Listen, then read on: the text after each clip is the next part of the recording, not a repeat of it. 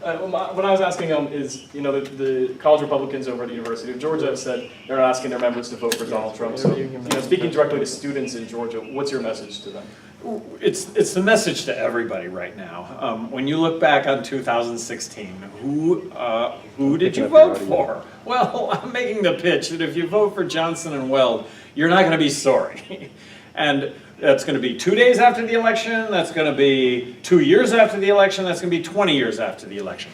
I hate to say it, but I think if Hillary Clinton is elected, that from day one, there's going to be a drumbeat of impeachment the entire time she's in office. Whether or not she's impeached or not, that's all we're going to hear about for 4 straight years. And Donald Trump, you know what? If he is the next president on Inauguration Day, he's going to be in court for child rape. This is unprecedented. There's some substantial differences between Clinton and Trump. How are you different from both of their stances? I'd like to think I take kind of the best of both of them. The notion, I really think that the majority of Americans are fiscally conservative. I think the majority of Americans really do care about higher taxes, meaning keep government out of my pocketbook. I think the majority of Americans are socially inclusive. Keep government out of my bedroom. Let me make choices in my own life that only I should be making.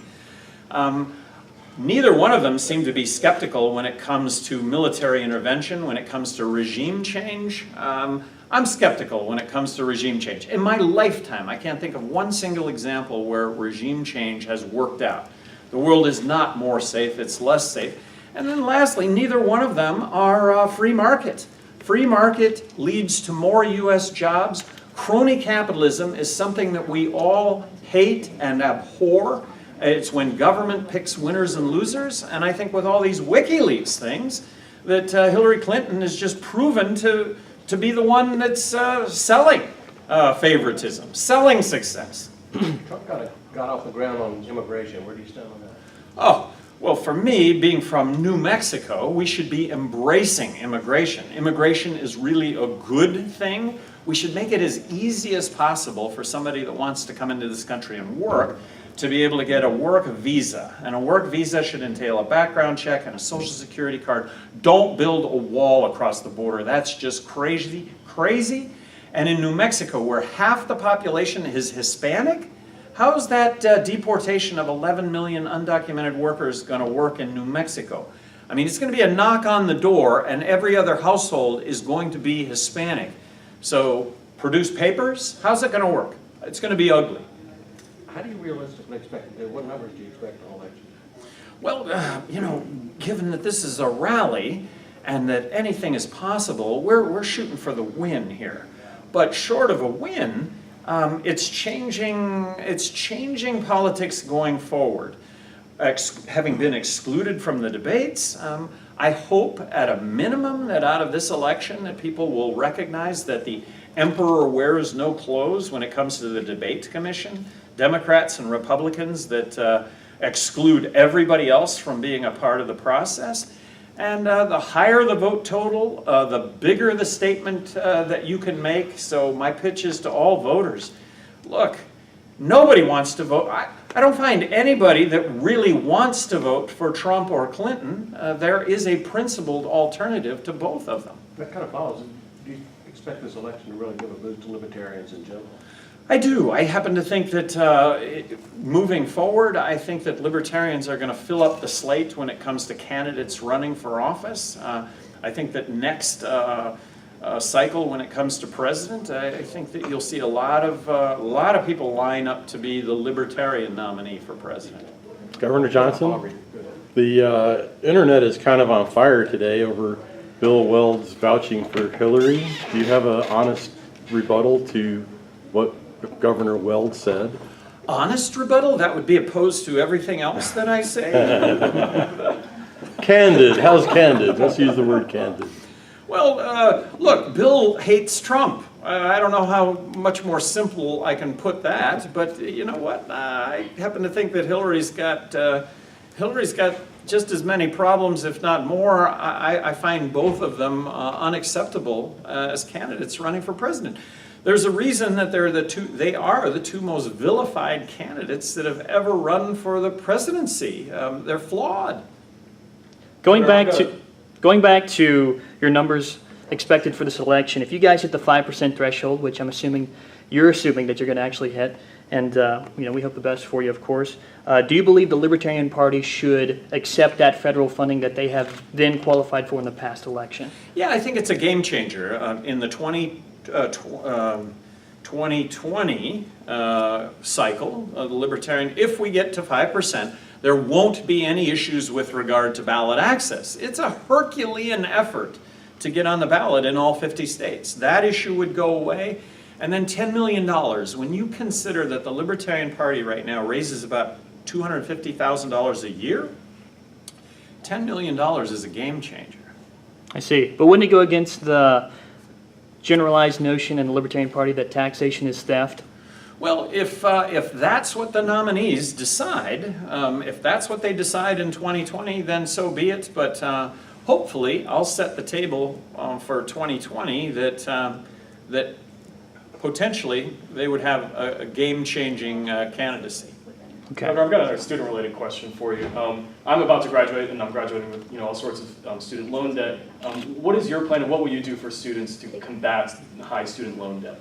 Well, let me just start off by saying that students, millennials, 18 to 34, you all are getting screwed. I'm going to get my health care, I'm going to get my retirement, and oh, by the way, you've got to pay for it, but maybe it won't be around by the time you want to collect on it. And then President Obama's Affordable Health Care Act. That's dependent on young, healthy people paying for those that are older and not so healthy. And then, when it comes to these wars, you're the one that gets put in harm's way. You're the one that ends up dying, hurt, maimed, psychologically injured for the rest of your lives. And then with regard to student loan debt, what is the main reason for the high cost of student loan debt? It's guaranteed government student loans. If guaranteed government student loans were to have never existed, college tuition today would be half of what it is. They've skewed the marketplace. I think students have been sold a bill of goods, that you're graduating with college with a home mortgage without the home. And I would be open to legislation that would relieve those interest rates on student loans. If we can bail out Wall Street by offering them money to hold on to their assets, I think something similar should be done with regard to students.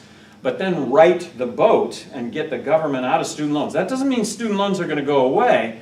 It just means that colleges and universities are going to have to get a lot more competitive to get your school dollars, something that does not exist today. They've skewed the marketplace.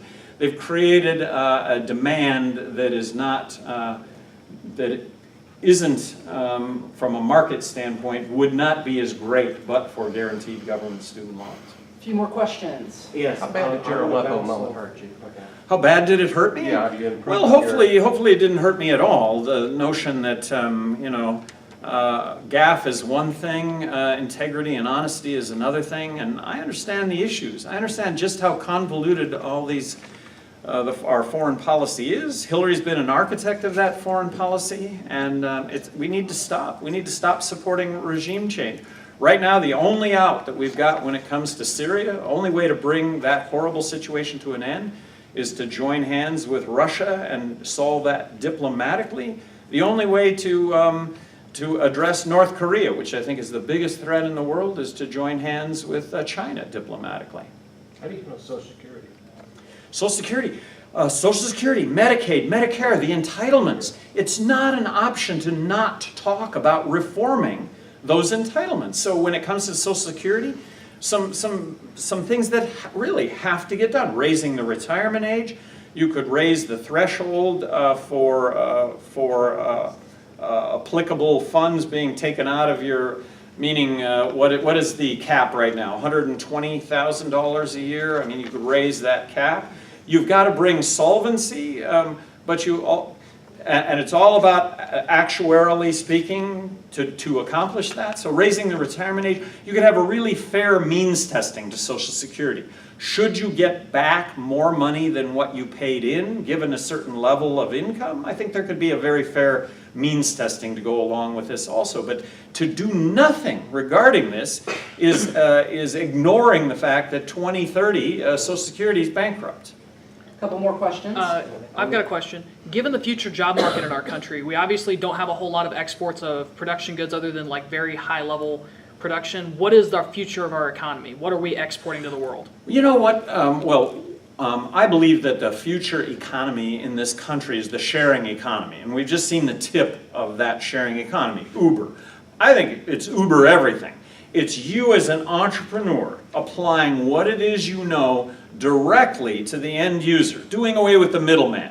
So you provide, make it as easy as possible for you to be in business for yourself, for you to create jobs for others, but to be able to directly deliver your goods and services to an end user pays less, you get paid more because no middleman. What about intellectually speaking? Like, what about if we increase the amount of education we can provide to all of our people? Wouldn't you say more of our exports would be, you know, software, design? I think that's what it is now. high-touch And so when you talk about free trade, when you talk about TPP, we're the only candidates to support TPP. It's for just those exact reasons. That's where we excel, is in these high-paid jobs that have to do with intellectual property, that have to do with the actual innovating invention of all these incredible products. What's the game score between you and Bill Weld in chess? Well, it happens to be 2-0, Ooh. but I'm sure game 3 is going to be a whole lot different. Nice. Last question. Okay, when he mentioned about what was going on online after Bill Weld talked the other night, and there are some libertarians that are saying, "My goodness, I don't even want to vote at this point." And so, what can you say to those libertarians to win them back and say, "Hey, Take a chill pill. Come on. We're making history here. We're going to change the world. People are going to listen to libertarians here for the first time, and that's a good thing." And hey, looking back on the 2016 election, a vote for a libertarian, you can hold your head high for the rest of your life. And with that, that's it. Thanks a lot, Thank you. guys. Please Thank you, check it Governor. out. Thank you. Keep on.